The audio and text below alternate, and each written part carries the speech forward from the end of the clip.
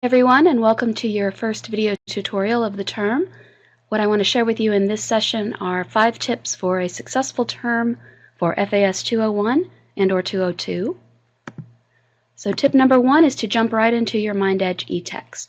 Your MindEdge is your online resource or your online textbook for FAS 201 or 202, and you'll want to make sure you purchase it through the SNU bookstore and receive the access code that they will email to you.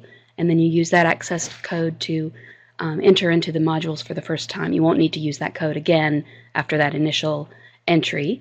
You also want to make sure you review your course syllabus, actually read through it and then mark it as reviewed in order to see all of those modules so you can move ahead with the course from there on.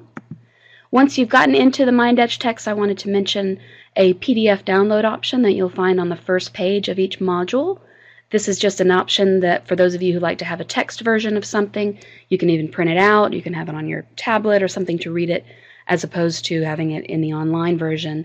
The PDF download option is a nice option for those of you who like that. Of course, you won't be able to use the actual interactive elements from it, but it will include all of the text elements. Make sure you go ahead and browse through and familiarize yourself with the different activities, exercises, games, and the pre-tests and so forth that are in each of your modules. You've got a number of different activities in each module that are not graded, they're not required.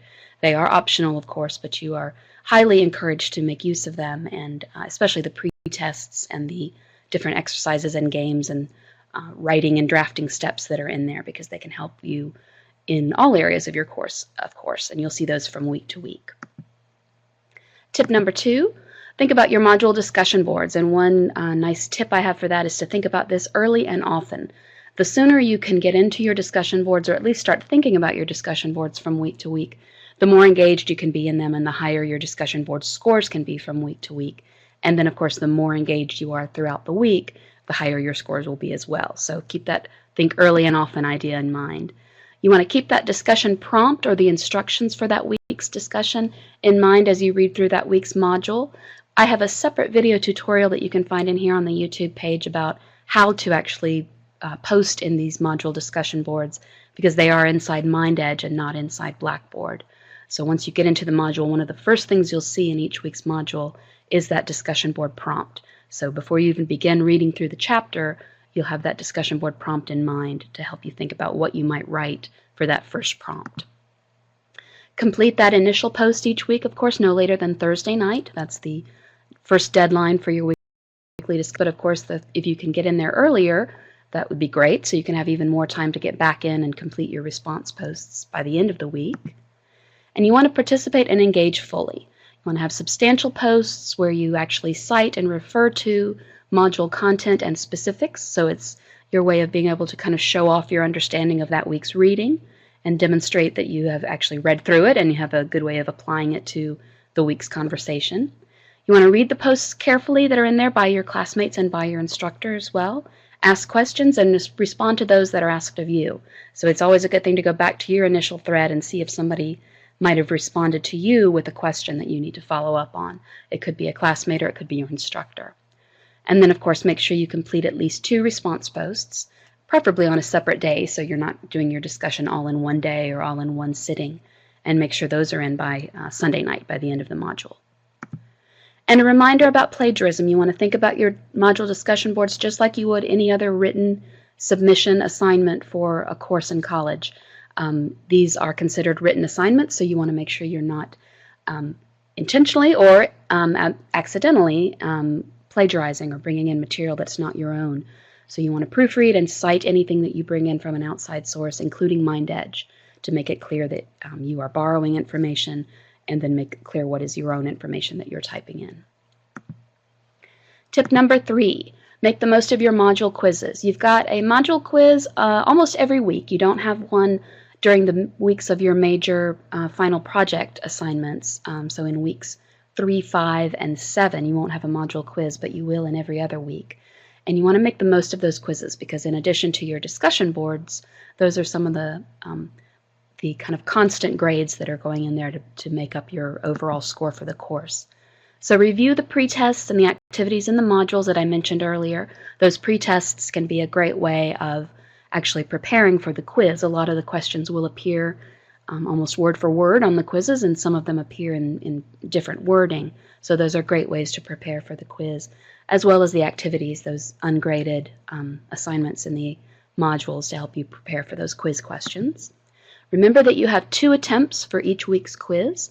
You can take it twice, so unless you score a perfect score on your first attempt, you can always use that second attempt to try to get a better score if you want to, and there's nothing to lose by doing that. The higher score between the 2 will always be the one that is reflected in the grade center, so you've got nothing to lose by using those 2 attempts.